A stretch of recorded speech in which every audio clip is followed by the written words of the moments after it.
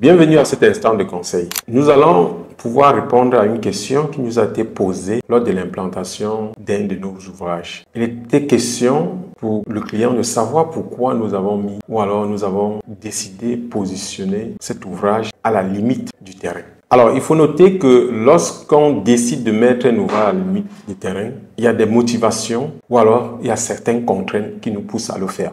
La première motivation, c'est l'optimisation de l'espace. Lorsque nous rendons compte que nous n'avons pas suffisamment d'espace, il est question d'avoir un gain d'espace en positionnant la maison ou l'ouvrage à la limite du terrain. Surtout dans des zones urbaines où les terrains sont très coûteux.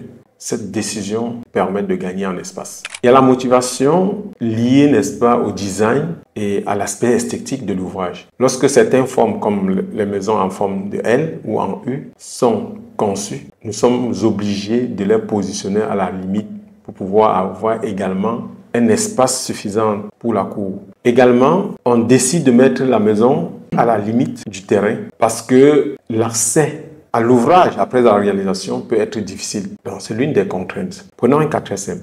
Et c'est le cas qui est arrivé à notre projet, c'est que pendant la conception, on s'est rendu compte que le client avait des besoins qu'il fallait satisfaire. On s'est rendu compte que le véhicule ne pouvait pas rentrer si à jamais on laissait un espace de circulation tout autour de la maison. Alors, nous avons décidé qu'en mettant l'ouvrage à la limite du terrain, son véhicule pouvait entrer au garage sans problème. Et c'est pour ces raisons. Mais il faut noter que si vous avez suffisamment d'espace, il est toujours conseillé de laisser la possibilité de circuler tout autour de la maison après avoir construite. Cela permet non seulement d'éviter de tomber dans ce système d'obscurité où le voisin pourra venir également mettre la maison à la limite de son terrain.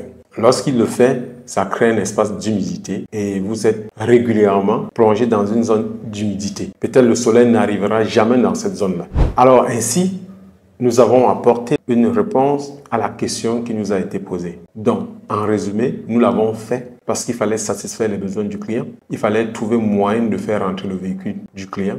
Et il fallait aussi avoir un espace jardin devant la maison. Parce que si on ne mettait pas à la limite, il ne devait pas y avoir cet espace de jardin. Alors, si ce conseil peut vous aider, ne manquez pas de nous suivre dans nos prochaines vidéos. Merci.